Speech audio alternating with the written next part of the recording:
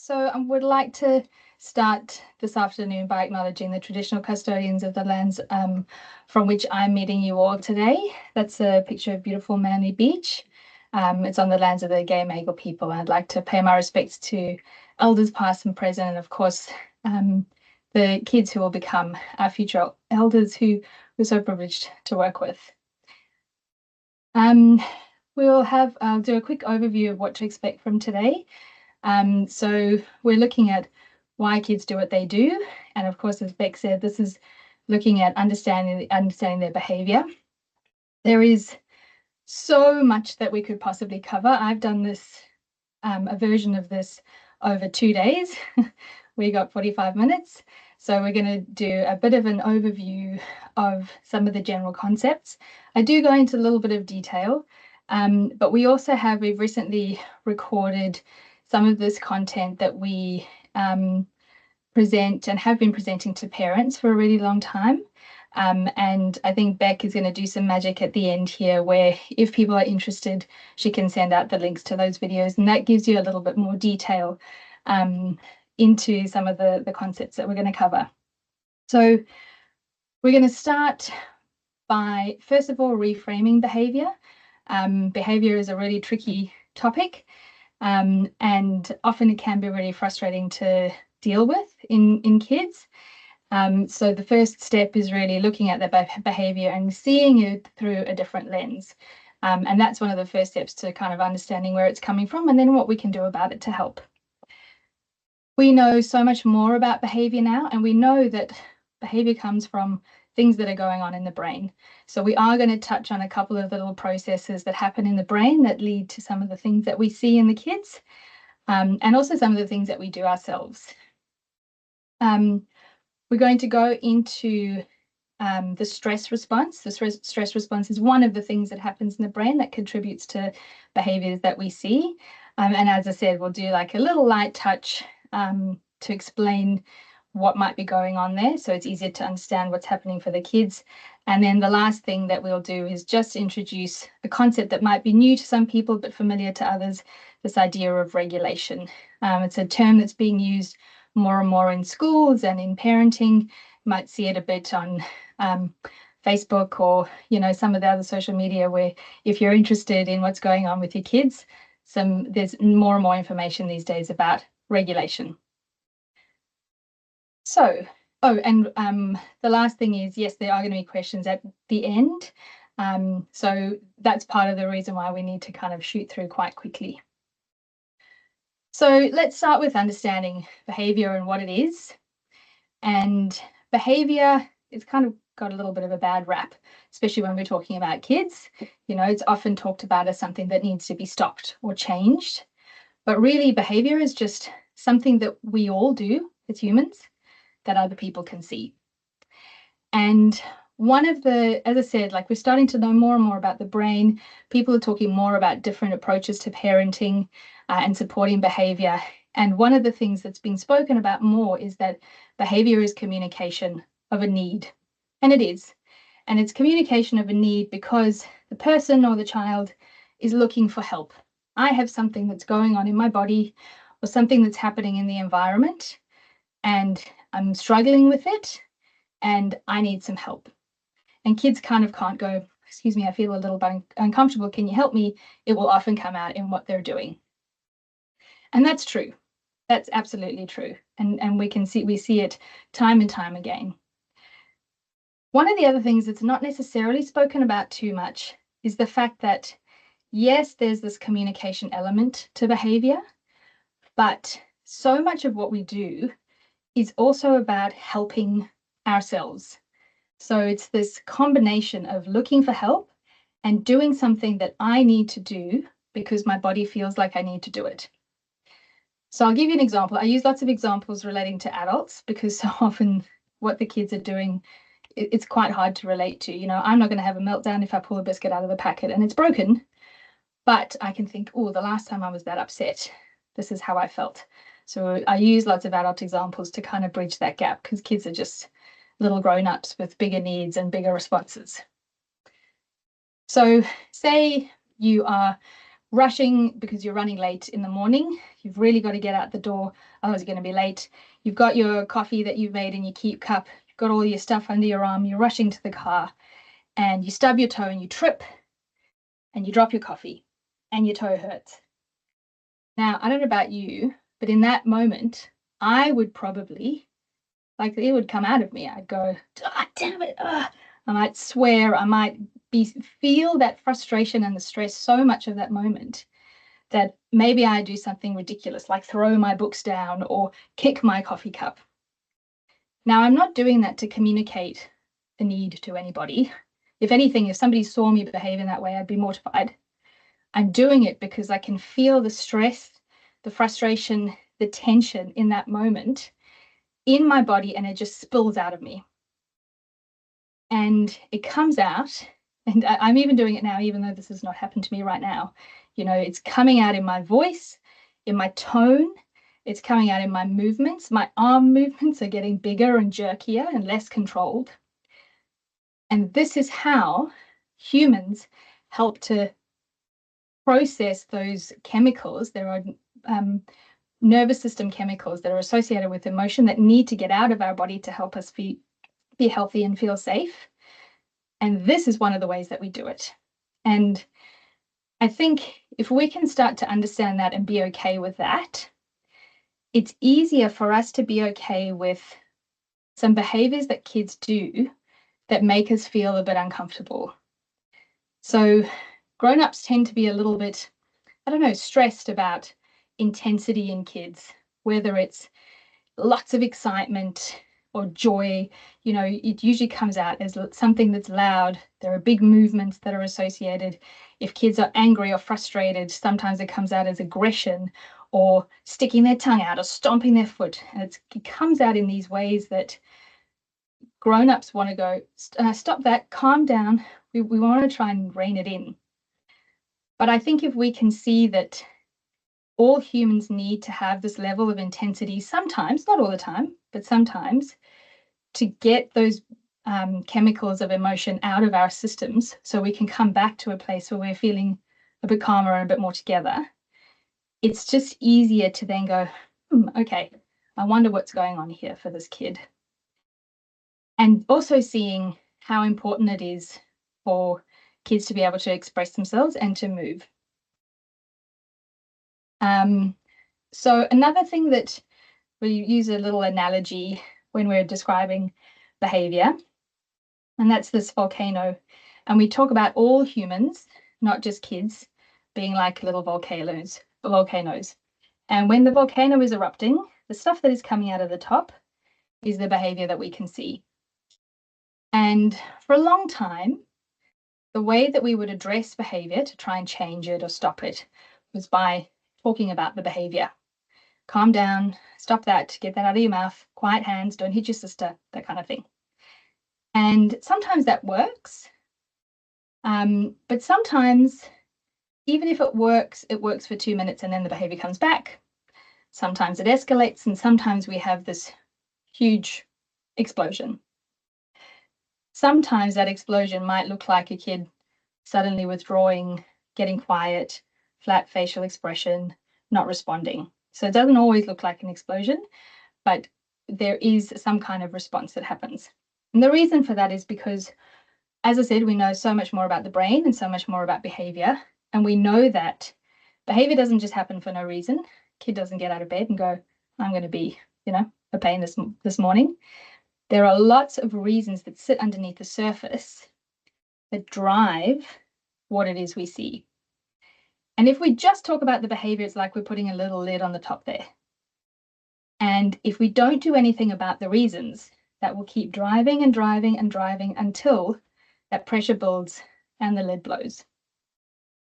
So if we can think, okay, that child is communicating something to me that they need help, plus that is something that their body needs to do right now. I wonder why. If we can start thinking about what are some of these reasons for behavior, then we can actually start addressing the reasons. And when you address the reasons, it's like you're putting in little drains, which starts to release the pressure. And then you may not Like you might still get a behavior, but maybe it happens less frequently. Maybe it's less intense. Maybe it doesn't last as long, because of course we're working with humans here and not robots. So really starting to be able to think differently about what you're seeing helps you to be more curious and go, geez, I wonder what's going on here. And something that's interesting that I've learned over the last 20 odd years of doing this is parents, caregivers, teachers will come to me and say, I don't know why he's doing this. But you get a little bit of information. And for the most part, the grown-ups who know the kids best know exactly why they're doing it. What they don't understand is why it's so much of a problem, why it's so intense, and why the strategies that they have are not being that effective. And when you have your toolkit and you use your tools and your tools don't work, if you've got nothing else, your own frustration builds and you don't know what to do. So, as I said, because we know more about the brain and why humans do what we do, it's important to then go, okay, well, let's look at some of these reasons why this kid is doing this, and let's try and link it to what we know happens in the brain. So this is where we start moving into the neuroscience component of the session. Bear with me. As I said, I use lots of examples and we make it as simple as we can. So here's a lovely picture of a brain. You can see that there are different parts of the brain, and of course, the different parts of the brain are responsible for different things. And we're just going to talk about a couple of the parts. And as I said, we're doing quite light touch. Some of these concepts are very, very complicated. There's a lot that happens, lots of processes, lots of parts of the brain that are involved.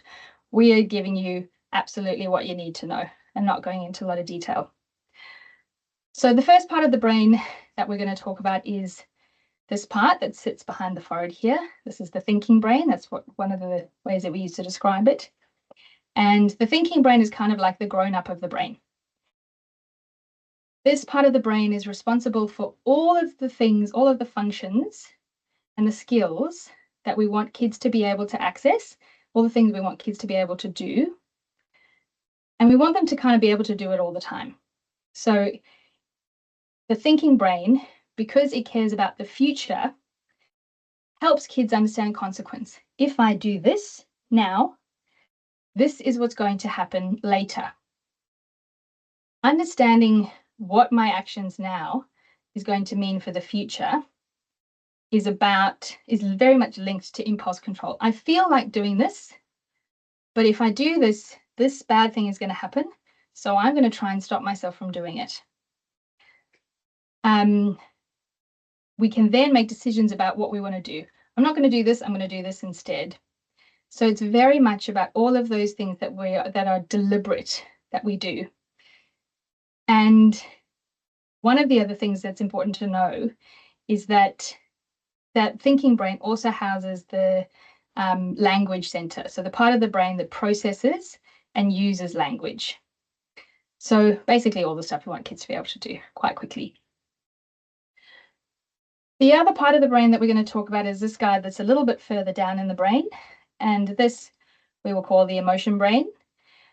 And where the thinking brain is the grown-up and cares about the future, the emotion brain is like the toddler and only cares about right now.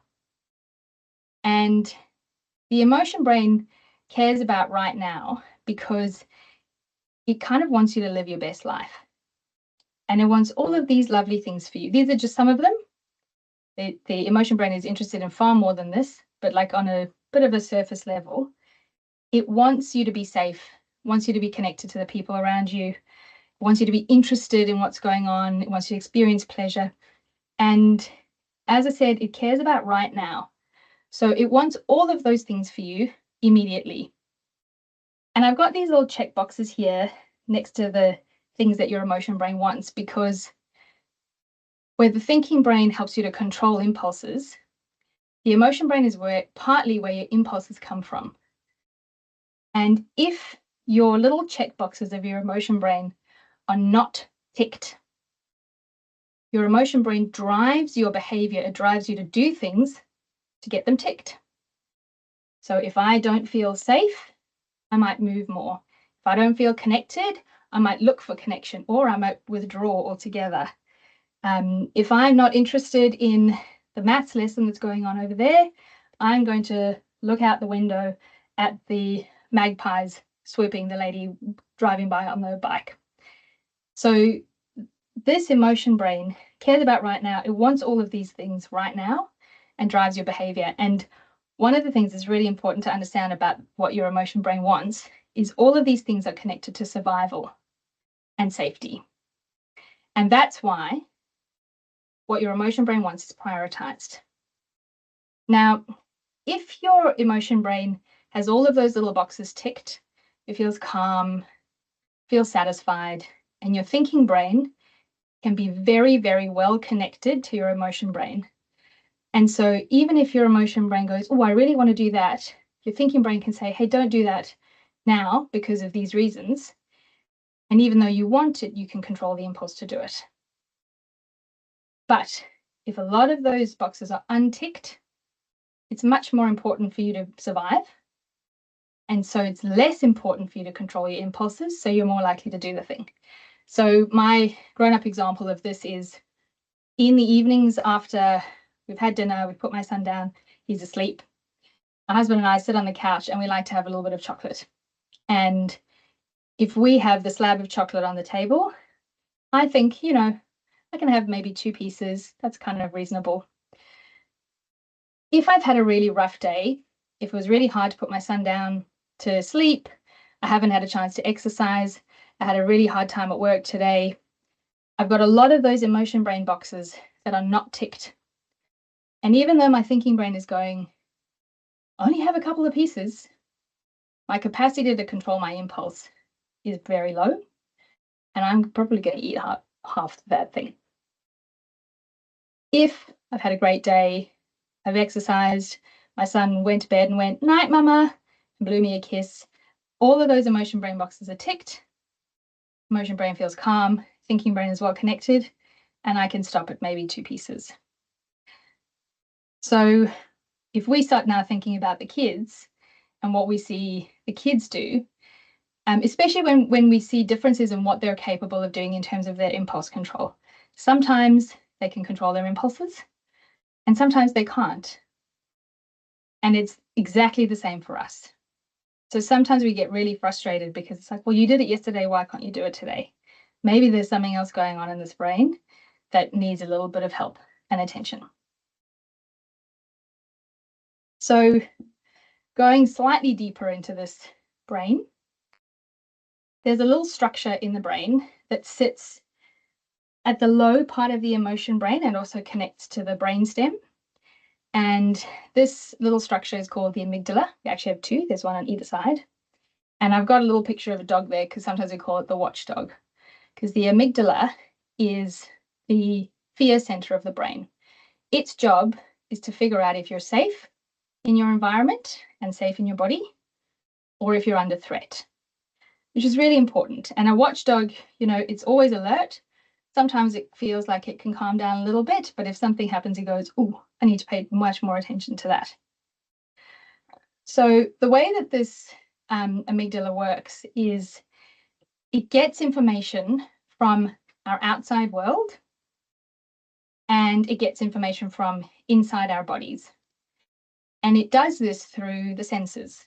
If you think about it, the brain is just an organ that's sitting in the skull, and without our senses, it's just darkness.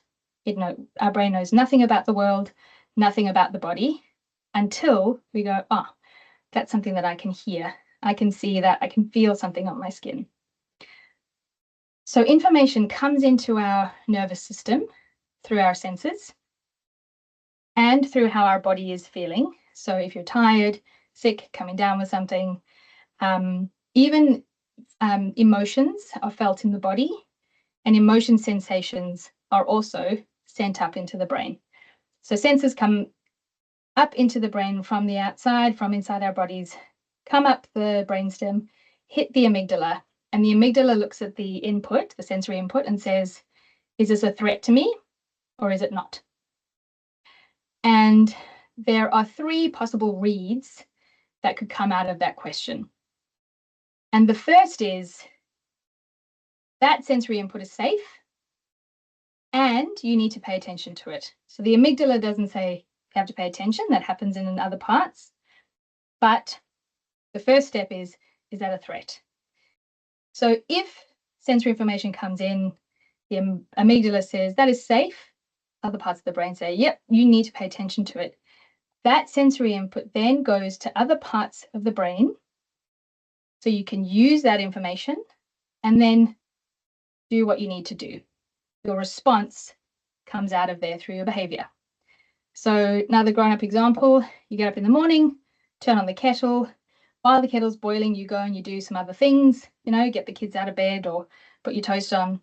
You're not actively paying attention to the sound of the kettle boiling, but the sound comes into your brain through your ear, the click hits your amygdala says, that's safe and I know what it is. And now I need to go and make my coffee. So it then goes to the thinking brain, the motor cortex, and then you have your response. Sometimes sensory information comes in, hits your amygdala, the amygdala says, I know what that is, it's safe. Other parts of the brain say, it's not important, you should ignore that. So when I put my t-shirt on this morning, that's exactly what happened. Put my t-shirt on, and I haven't thought about it since, until now.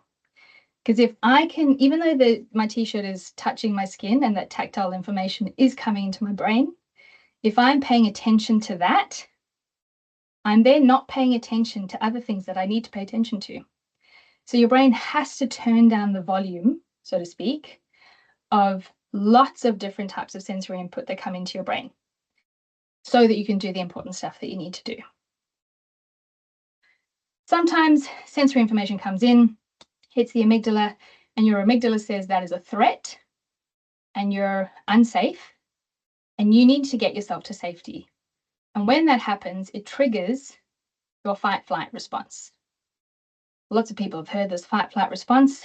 We kind of have a rough idea of what it is and what it means. But I think sometimes we don't necessarily give it the airtime that it deserves in our day-to-day lives. So what happens when you have that fight-flight response is a couple of different processes happen. One of the things that happens is adrenaline is released, and adrenaline makes your heart beat quickly. Now that has to happen because when you feel safe, a lot of your blood sits around your vital organs, digesting food, keeping things ticking over in your systems to keep you alive. If your amygdala says you're unsafe, digestion and those other things are now deprioritized. And the most important thing is get away, get to safety. And so what happens is that information doesn't go to your thinking brain and the other parts of your brain to make the decision to get you away. Because if it did, it would take too long and you might be unsafe. So think about if you touch a hot plate by mistake, you touch the hot plate, you immediately pull your hand back. You don't think, oh golly, that's hot, I better. If you do that, your hand is hanging out there too long, you're probably going to get burnt. You only realize what has happened by the time your arm is pulled away. You don't make a decision to pull your arm away, your body does it for you. So that's one of the really important things to understand about that fight-flight response, is the behavior that comes out of it happens without thought, decision. Now, for adults in a relatively safe world like this, sometimes we have these fight-flight responses, but our whole brain doesn't just turn off and suddenly we lose complete control. We might touch the hot plate and pull back, but then you can kind of keep going and do what you need to do. Now, this whole process, the information in, hitting the brain deciding what to do, and then the behavior response that comes out of it, that is called regulation. And regulation has lots of different meanings, but what's happening here is we're regulating your state of felt safety. And your behavior state changes in line with your state of felt safety. And I guess if we kind of boil it down to very simple terms, you could just say that we're finding a balance between how calm we are, depending on how safe we are, or how alert we are, depending on how unsafe we are. And so our brains need to kind of find this balance. And then our behavior shifts depending on how our brain feels. Okay, so I'm going to go into my next slide. We only have a few slides to go. This slide is a graph. Most people, when the graph comes up, I see a little bit of the glazing over. Again, we go into details, we go into examples, and then I see the faces shift. And if people weren't on mute, I would hear, oh, which is one of my favorite sounds.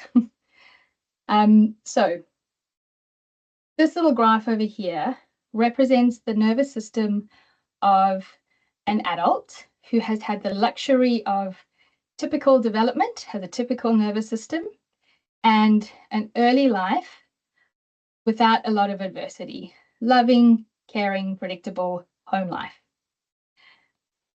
Now, this axis over here is the level of arousal or alertness. So you can see this is very high alertness. So that's that fight-flight state. This part here is your just right. So when we've got a really nice balance between the calm and the alert. And when your nervous system is in this state, your nervous system feels safe. Lots of those emotion brain boxes are ticked, and you have access to your thinking brain. You can do the stuff that you need to do. And then this is low arousal. So this is when you've got very, very, like a lot of calm and not enough alertness. And I'll talk you through a couple of examples. So we need to have this nice wide band, this nice wide green band of just right, because sometimes we need to be in, say, like a low level of arousal, but still in that green band. So if you are reading a book at the end of the day in bed, this is where you need to be. You need to be calm enough to be still for a long time, and you need to be alert enough to actually process what you're reading. And you might find after a little while, you reread the same line over and over and over, and it's not going in. You're probably down here. Now, it doesn't mean you're not safe. You're too calm. Your body's starting to go to sleep. It's time to pack it in. Sometimes you need to be in this high state of arousal, but still in that green band. So say you were driving through peak hour traffic in a city. You need to be extremely alert to respond to what's happening around you. And you need to be calm enough to be okay with it all. Now, sometimes we go up into this fight-flight state, as I said, even in our relative safety in our world. So if you were driving down a country road and a kangaroo hops out into the road, your amygdala goes, threat. And you go from this high safety up into fight-flight. And I don't know about you, my parents live in Griffith, which is in the country, and I do a little bit of driving around there. And I've been taught, if this happens, try to slow down carefully, don't slam on brakes, and definitely don't swerve. And the two things that the majority of people do in this situation are slam on brakes and swerve. And in fact, if you have an adult passenger in the seat next to you, they are probably going to try to slam on brakes, even though they don't have any brakes. Why? Because we've gone up into fight-flight. The nervous system has gone, just get away. We don't care how you do it. You've got the information in there. You've been taught what to do, but your brain doesn't care because you're not making a decision about how to respond. It happens without conscious thought. So say this has happened, maybe you hit the kangaroo, maybe you haven't, things are okay. You are able to take a few deep breaths, shake it out maybe call your friend and go, oh my gosh, this just happened. But for the most part, we can get back in the car. Might be a bit more shaky, but we can drive home, do what we need to do. Kids, and particularly kids whose nervous systems may not be developing the way that is most helpful to them. Well, I've seen that my camera has just gone blurry. This happens in this pod. I'll just turn it off and on again. There you go, that's better. So kids whose nervous system is developing in a slightly different way, and kids whose early lives have seen some adversity.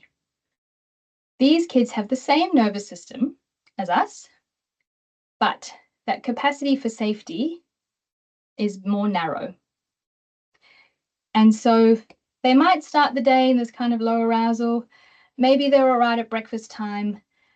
Maybe they're still going okay while they're playing with their sibling, but one tiny little thing happens and they start to go up into fight flight. Now, there are so many things that are working against kids in these moments. So first of all, their little nervous systems are more sensitive, and so they have more things that happen in their day that give them a fright. And those behaviours can look quite big. People don't know what to do with them. And even though they might have some strategies of how to help themselves, those strategies are the big behaviours that need to be stopped. The other thing is kids have very little control over what happens to them and when. And so while we might be able to go, you know what, I'm not feeling great this morning. I'm not going to write any reports or anything. I'm going to do easy stuff that, I'm going to respond to emails and things today because I'm just not feeling myself. Kids are expected to do the same thing at the same level of skill every day. So I think if we can start to go, okay, well, if I can change my expectations on myself, which I should be able to, then maybe we can start to change the expectations on the kids. Now, I just want to say one thing about these graphs. I find it, excuse me, helpful to be able to show that, grown-ups have these nice wide bands of capacity to feel safe. Kids are much more narrow, and so it conveys the message easily. But the one limitation is it makes it look like if you've got a wide band, that's what you've got. And if you've got a narrow band, that's what you've got. But that's not the case. So first of all, even if you have a narrow band, there might be some days when the band is actually a bit broader. There might be some days when you're more capable of doing things than you usually are. And I've certainly had situations with my own son, kids in therapy, what I've heard from families saying, oh yeah, I thought this was going to be a huge problem and he just did it anyway, it was fine. And I just didn't know why. So that is great because we can see the capacity not only for increased levels of skill, but also it can be tricky because sometimes if we can see a kid doing something well one day, we think, well, you did it yesterday, you're not doing it today, you're being lazy. And that's like almost the automatic response. Whereas it would be so great to be able to go, geez, so you did that yesterday, you're not doing it today. I wonder what's going on for you today. I wonder what was going on yesterday for you that made it easier for you to do that. The other thing is that adults with a nice wide band, if you wake up and you realize you're getting a sore throat and you're coming down with something, you've had a bad night's sleep, your band's going to be more narrow. So we kind of do this from one day to the next. And again, that's why it's so important to think, okay, what are the expectations I'm going to put on myself versus the kids? One last thing to say about these graphs for the kids is if we can give kids more experiences of safety, if they can have their reactions to things, excuse me, maybe they get a big fright, maybe they have an argument with a sister, maybe there was a big loud noise and they got a fright and they ran into the corner and covered their ears. Even if they have these moments of threat, like felt threat, if we can help them to come back into that felt safety, what we can do, if we can do that over and over and over, we end up seeing a widening of the band. So you're not just set with what you have, but it takes a lot of work, a lot of observation, a lot of connection from the adults around the kids to be able to do it. Okay, I have one more slide that talks about the things that have an impact on our felt safety, both things that can make us sort of feel unsafe and also things that can help us to feel safe. It usually is the beginning of expanding into a whole lot more detail, which we don't have time for today. That's where, if you're interested in this extra information, those links to the videos will be helpful. So we know that regulation, so that felt safety, is impacted on by our sensory processing, how we process the sensory information that comes in from our external world and the sensory information we get from our bodies. We also know that regulation is impacted on by emotion.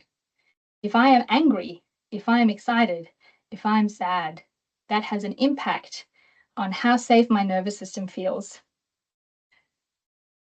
Predictability is also a huge piece of the puzzle.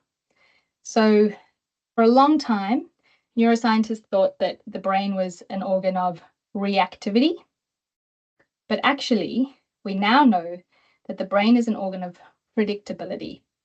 So the brain reacts once to a new situation, and once it has had that response, the next time that it comes across that situation, it thinks whatever happened the last time is going to happen this time.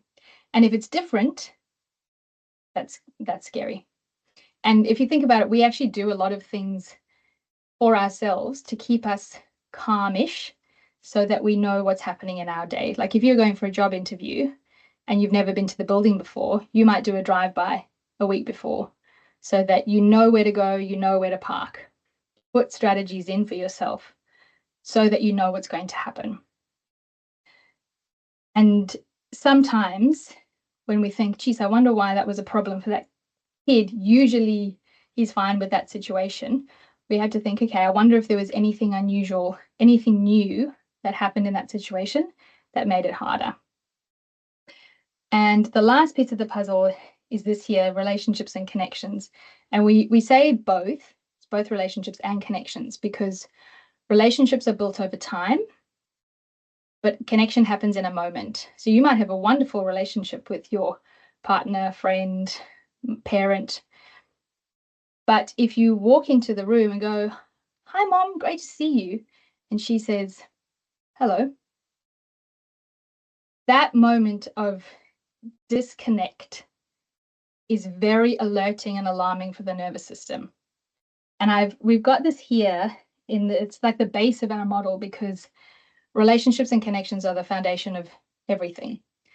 A lot of sensory strategies involve things like heavy work, movement, jumping on the trampoline, breath. But if, like, we can do as many sort of wall push-ups and whatever as we like, if a kid is not feeling connected to the people around them, these strategies are not going to have nearly as much impact. We might put in a lovely strategy like a visual timer to show a kid, okay, when the timer is finished, that's when you're going to turn off the iPad. But they might still have a meltdown when it's time to turn off the iPad, even though you've used your predictability strategy. Why? Because they're sad and frustrated and angry that their time is up. And so then we've got to deal with, okay, I'm going to connect with your emotion and help you to come back from this. As I said, there's so much more we could go into. There's more information in those videos if you would like to see them. But this is probably a good time at 1:15 to see if there are any questions, comments. And in the meantime, thank you for your time and thank you for listening.